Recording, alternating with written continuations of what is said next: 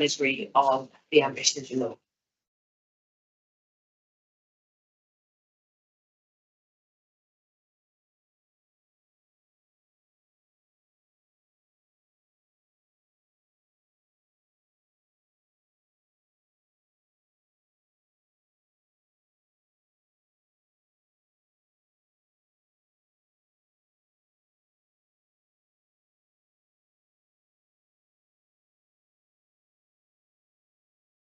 Okay, ladies and gentlemen, we can reconvene.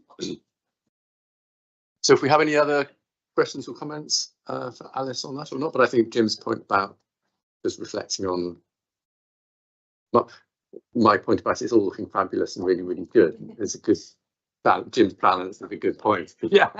No, that's fine. It's moving on. Yeah, I was just gonna further clarify. So we with 2030, 30 by 30, the next biodiversity duty report would take us to that point. However, interestingly, this duty isn't directly linked to 30 by 30. Obviously it relates, but it isn't directly linked. So there's just, what are you doing for biodiversity? Are you doing positive things or negative things? And then there's 30 by 30 commitments. So this wouldn't necessarily be the place where we would report directly on that target, but there will be other ways that we can do that. And we will be tracking metrics for the whole park through the partnership plan. I think if you were to look at this, how much of our land is already of particular importance for biodiversity against what could be, I think it's fair to say there's a way to go. So we will need to be putting quite a lot of effort into that in the next 5 years. Thank you. Yeah. Thank you very much. No, that thoughtful look on my face was really just whether what I was going to ask has been answered, really. And it I suppose it stems from the fact that the risks, for example, in the report are the risks of reporting rather than the risks of the outcomes from the report. So I suppose what I don't think I got, and it may be just that I didn't read it properly, is the resource commitment going forward, because this is looking back, and any assurances on that, which is partly linked to what Jim was asking. But where would I look for that sort of commitment, as much as any commitment can be given?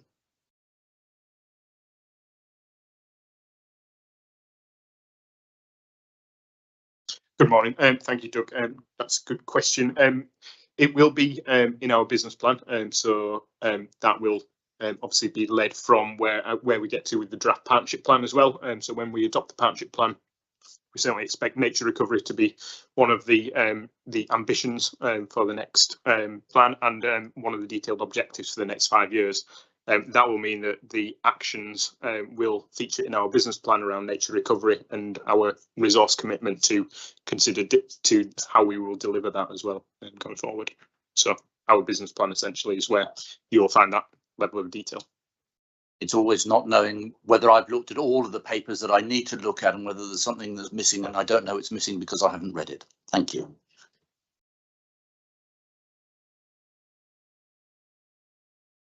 Fantastic. So we'll move on to the next item on the agenda. Oh, no, we need to note the duty placed on us by the Environment Act to publish this biodiversity report, approve the publication of it, and delegate any minor changes to the completion of the report to the Director of Sustainable Development. So are members happy that we make those 3 recommendations?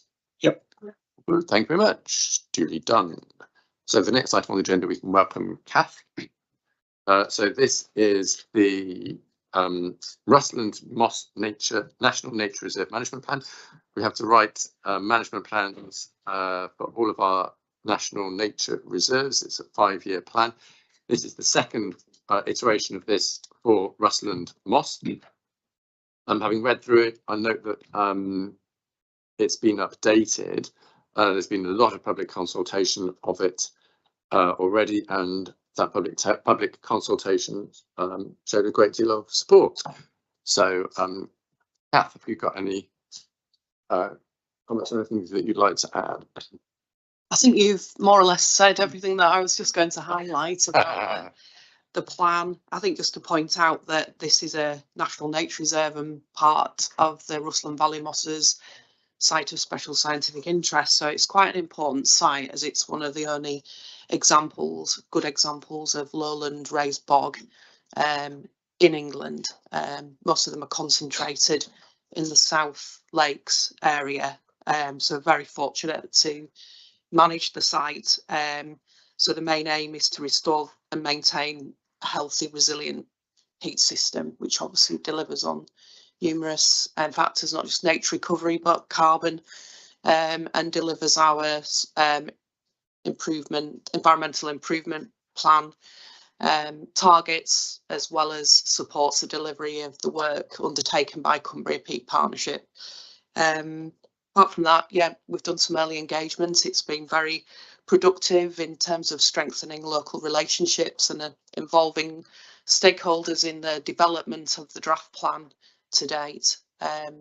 So we're at a point now where we would like to take it out to wider consultation so we can confirm our objectives and produce a final plan for delivery in April 2026. Thank you.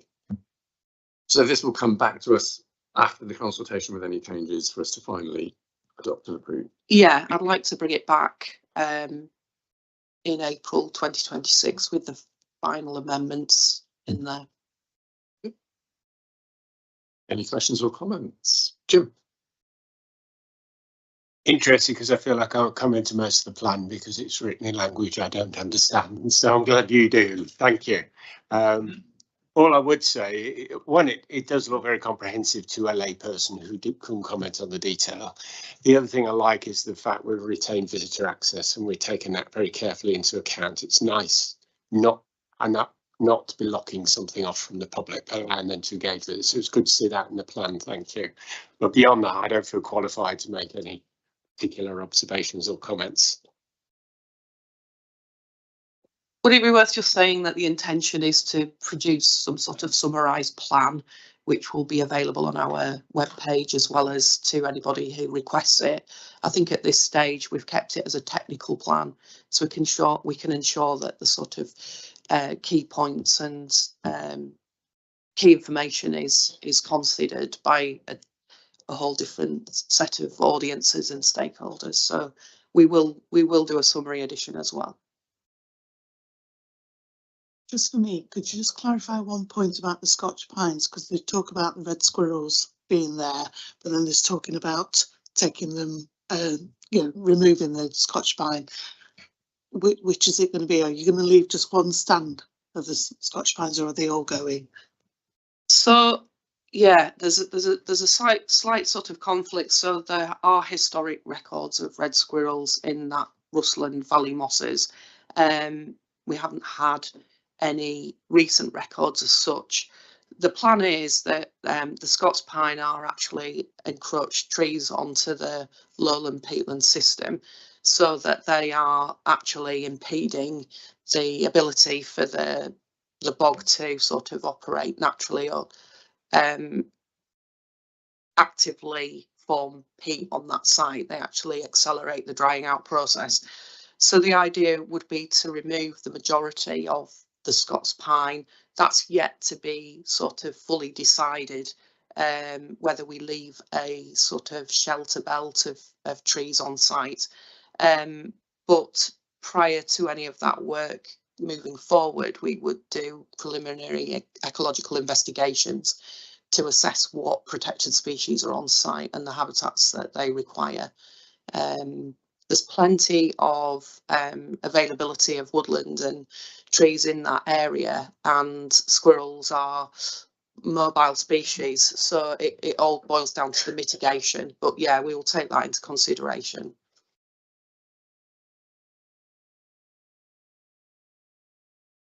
Yes, I think it was a really helpful report. I particularly like the illustrations, because like picking up on Jim's point, actually, for those who aren't specialist ecologists, they're the sort of things that I think are really helpful. So that page on Welcome to Rusland Moss National Nature Reserve, I think it's particularly good. Interesting point about Scotch pines, because that always seems to be one of the issues when you're trying to restore raised bogs. I do remember the difficult as there were at Foulshaw Moss, that was us. I mean, that was another organisation having to deal with that huge controversy about the loss of Scotch pines. And I must say, I do have a personal affinity for Scotch pines. I do like them. And it always caused, and so it does cause a lot of public anxiety. So I think at least if these trees do have to go for, I can see a perfectly sensible reason, it will be really good to be able to say, but more Scotch pines are being planted elsewhere.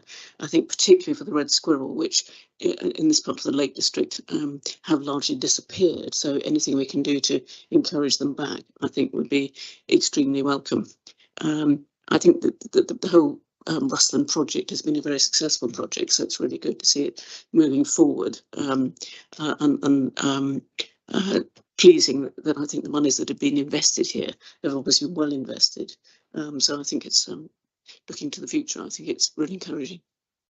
Just be careful about Scotch pines.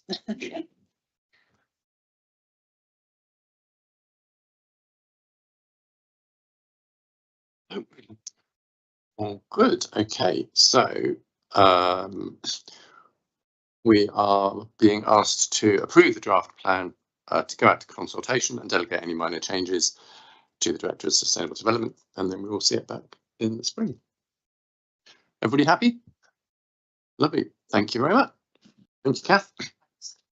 So we move on to the next item, which is the Cumbria Climate Assembly Charter, at which point I would like to welcome some of our public speakers. So Jen, do we have Jen? We don't have Jen.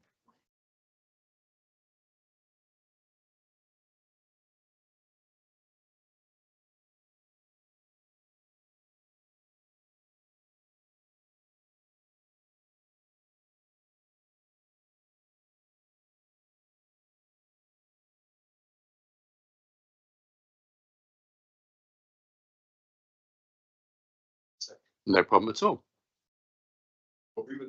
No problem at all. Let's go to the action log, I think. Oh, we have to do the action log.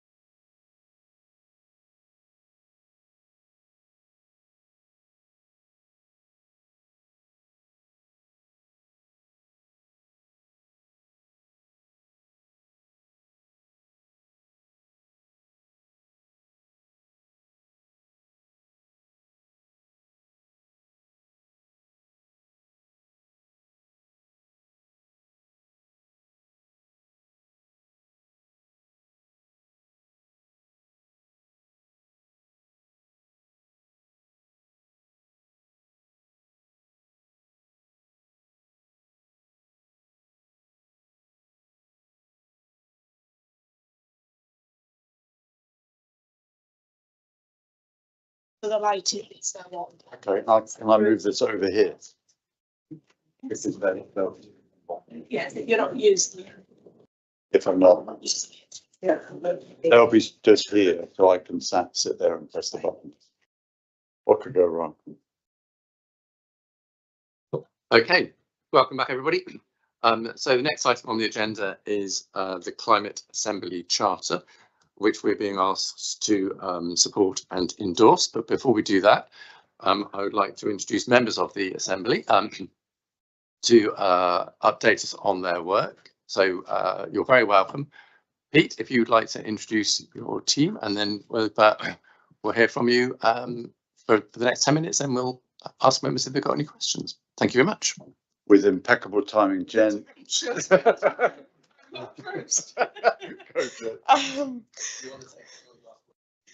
No, I'm okay. Yeah. Thank you. Hi, so I'm Jen. I live here in Kendal.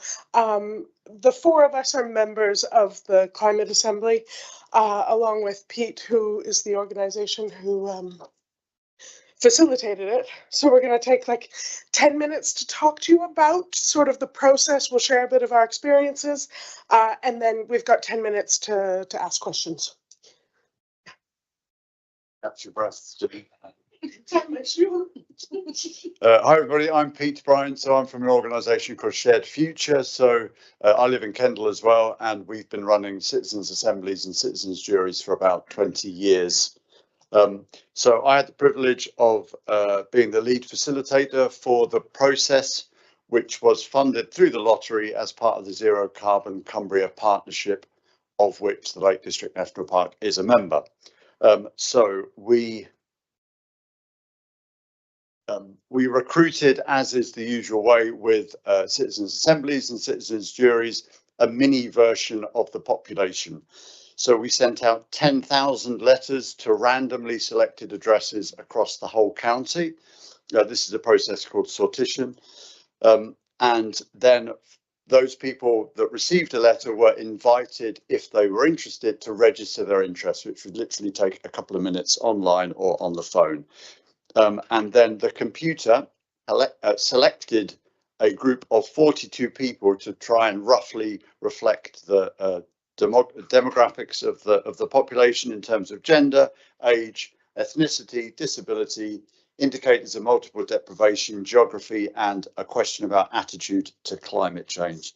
So brilliant. So this gave us a snapshot of the population of Cumbria. So they've arranged themselves in a big map of Cumbria. So that's the people on the west coast.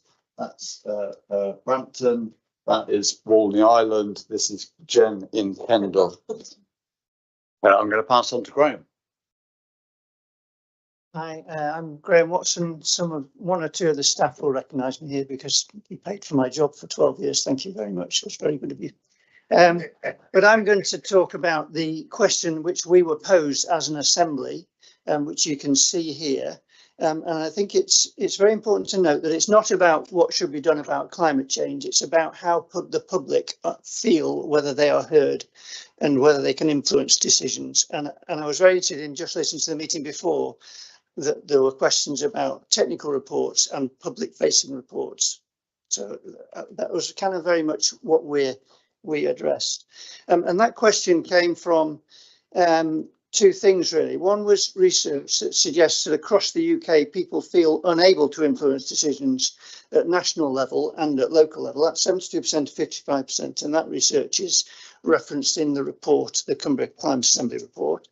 And it was posed by the Zero Carbon Cumbria Partnership in response to that, and which suggests that those organisations in the partnership felt that they could also improve on engagement if the public felt that they weren't being heard.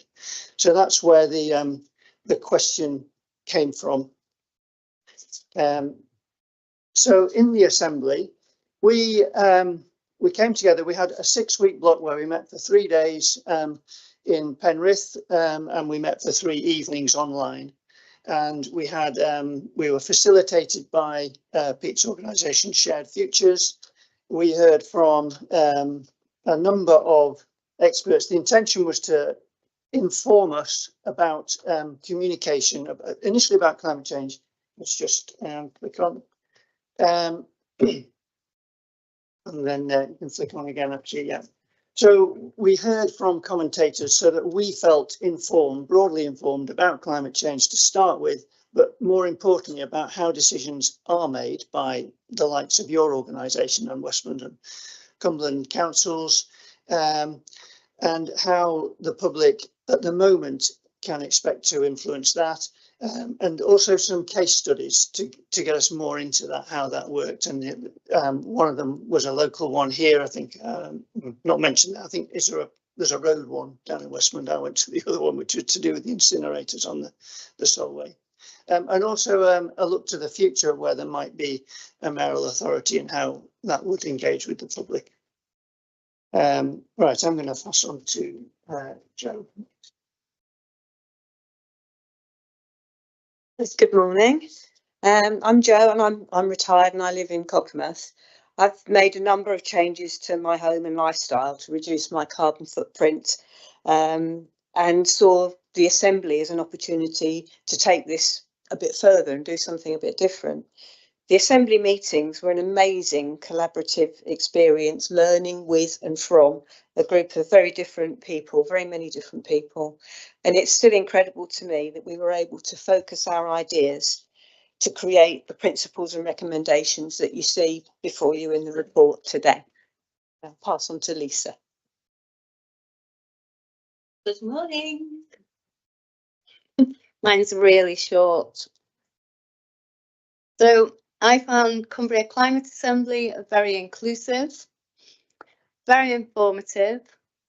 We had several speakers covering a range of subjects, that's a broad range of subjects, with question and answer sessions. And then we were able to facilitate it through different processes, kept moving us around and our first responses. And yeah, and there was a good selection of age as well. Yeah, I've really enjoyed it because most of my life I've lived in fields. I've tried living without money on the side of a hill. That was very difficult, but I managed. And yeah, so it's sort of like it boosted something back into me, because now I live in Alston, helping my parents. So I'm quite based inside, and I'm not based into fields as usual. Yes. So yeah, that's all I've got to say. Sorry about all the ums and ahs. And thank you for listening.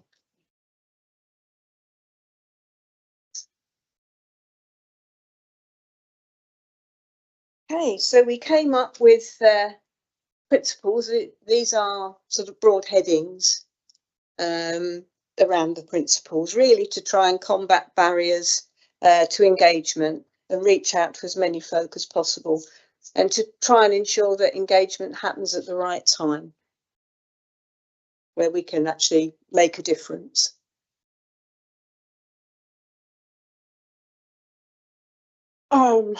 So our recommendations, I should know this number. I think we did 23 recommendations in total. Yeah. I'm supposed to talk about me right now, aren't I? Yeah, okay. And then recommendations. So I was about 6 or 7 months pregnant when I got the letter asking me to if I wanted to be part of the Assembly, and I was already like quite engaged in sort of climate education and doing work. I work in theatre, but doing work in theatre centered around sort of climate change. So I was already really engaged in that, but it felt that much more important now with this developing baby inside my belly, to really take action. So being a part of the Climate Assembly was really incredible, because it felt like I was really doing something and causing an influence to make a difference in her. She's now like nearly 10 months old. So I was making a difference in her future. So, but yeah, you can actually see my belly there. I was quite pregnant during the process. So our recommendations. So we wrote about 23 recommendations, and they broadly cover, if you want to do the next one, you're already there, great. They broadly cover 7 different sort of angles.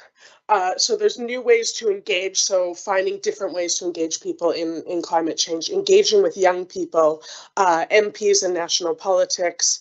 Next one there. Planning and infrastructure, campaigning and protests, informed citizens, and businesses. So it was really looking at all those 7 different categories. How can those areas engage the public more? You've got a report that really goes over the recommendations, so I'm not going to talk to you all of that, but those are sort of the 7 categories that they cover. Yeah, just to finish off, the Climate Assembly work was referenced in the recent Energising Britain paper from the government in December. So we felt that was a good validation of the process. And I just wanted to say a little bit about who I am and my experience of it. So I've been a resident in Cumbria for most of 40 years, and about, well, much more than half of that in the national park. And my experience of the Assembly was coming together thinking, how on earth are they going to get 42 people with a very broad range of views and backgrounds to meaningfully discuss anything and come together with any kind of agreement. And I think it was a real testament to the process, how that didn't seem to be an issue at all. And we did come together with a broad agreement of some of these recommendations. I think that also the thing that came out for me as my experience of the Assembly was how, yes, we learnt how organisations engage, but when we learnt that, we also looked at that and thought, well, that's all well and good, but we don't feel it's reaching us, or a lot of people felt that. So it would be great if you could sign up to our recommendations, because they come from a representation of the public. To my mind, those recommendations and the process of having an assembly is like gold dust for an organisation, because it's you've got that facilitated, informed group of the public. Thank you. I think we're on for questions now, if you'd like. Thank you, guys. You kept to time exactly, so thank you very much. I really appreciate that. That's perfect. Yes, that sets a challenge for everybody else.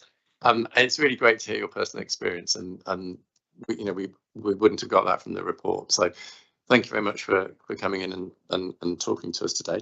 Over to members for any questions or comments on the process or on the recommendations. Jim, thank you. Thank you for the presentation, and thank you.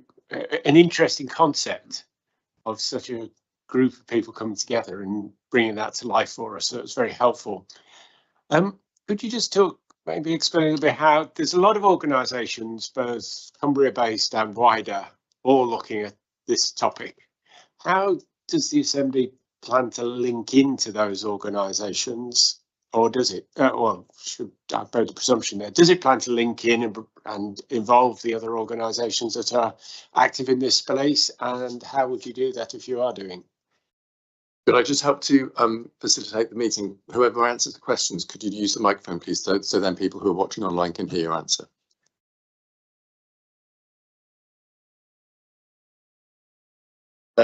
So the Assembly has finished its work in one way. So it's written its recommendations, but some of the members are so enthusiastic, about 30 of the 42 are like, we're not going anywhere. We want to make sure that the recommendations are implemented. So this is additional work that they're doing, having completed the work of the Assembly. Does that make sense? During the setup of the Assembly, which is good practice in Assembly organising, is that we set up an oversight panel, and the oversight panel, which Tim was on, was made up of 23 different organisations from across Cumbria. So that was both local authorities, NHS, Chamber of Commerce, big business, voluntary organisations, environmental groups, Cumbria, Future-Proof Cumbria, etc., etc. So they checked that the methodology was sound and wasn't biased. They checked the recruitment methodology. They signed off the question. So the hope is that they will continue, like yourselves, to push for the recommendations to be implemented. Does that answer your question or not really? It does. That was really helpful. I didn't understand that context of the wider umbrella of businesses and key people. Yes. Thank you. Very helpful.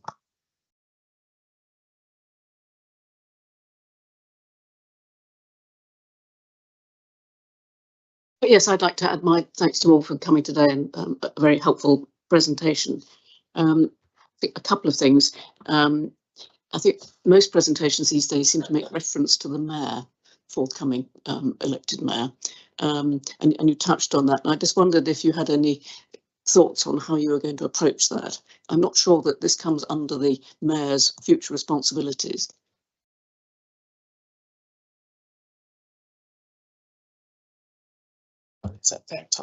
Well, one of our recommendations was to establish a permanent assembly, and so that this work could continue, and so that, I don't know, every time that a session happens, we can work on another thing. And our hope was actually that with the incoming mayor, this would be actually a perfect time to sort of embed the assembly within that structure. So that was one of our hopes. I don't know if anybody else has anything to add to that at all. Graham? Yeah, go on.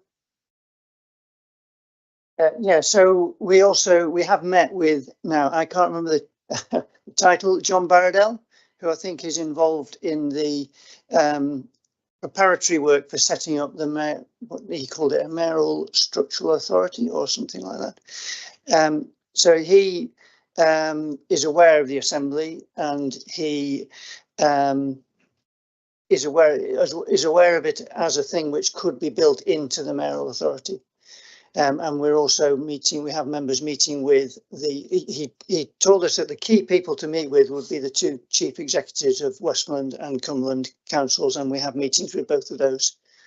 So yeah, that's how we're doing that. I'll say something really quick.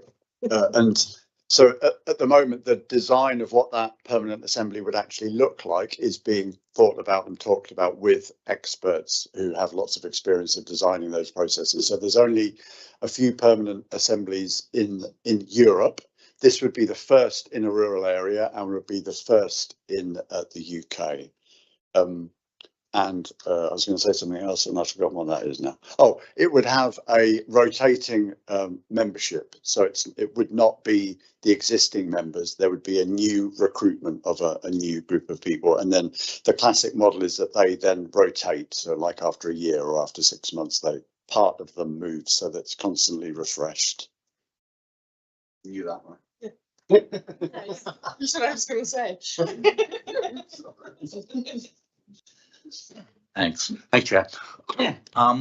Yes, well, one of the points I was going to make was perfectly answered about 30 seconds ago about the fact that it would be a rotating membership if and when it becomes permanent. Because I think from my experience of the Kendal Citizens Jury, which I'm sure you're all aware of, and it was alluded to at the beginning, was very successful, but it's half the job.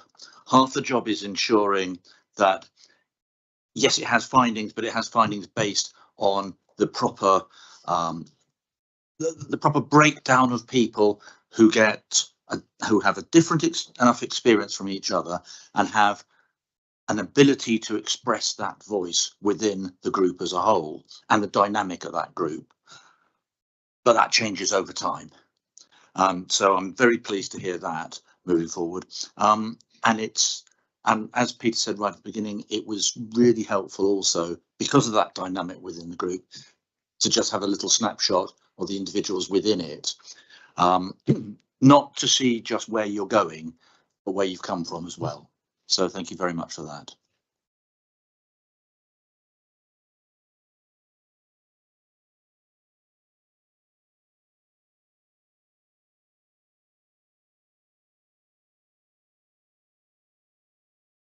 Emma just said then. One of the things it would be very easy to assume is that the assembly members are all older. And it did have a spread across age, and it's probably just an unfortunate matter that most of the younger members are working and can't come during the day. So I thought it was worth making that point. We've got one right in the centre of the picture.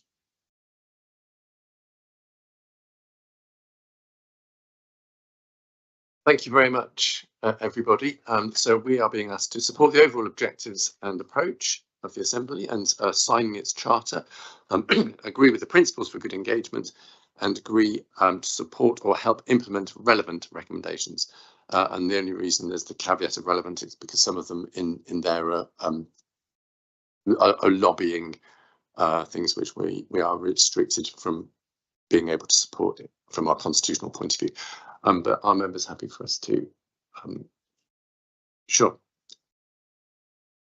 Well, just while you're doing that, Jim, we'll come to you as soon as you've got it. But members might also be interested to know that the process that this group have gone through is about to be repeated in Borrowdale, Buttermere and Keswick on a different subject matter.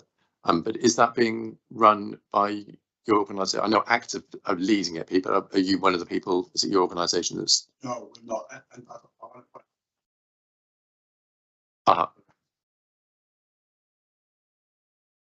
Okay, but there's a similar sort of citizen assembly and sortation and stuff like that.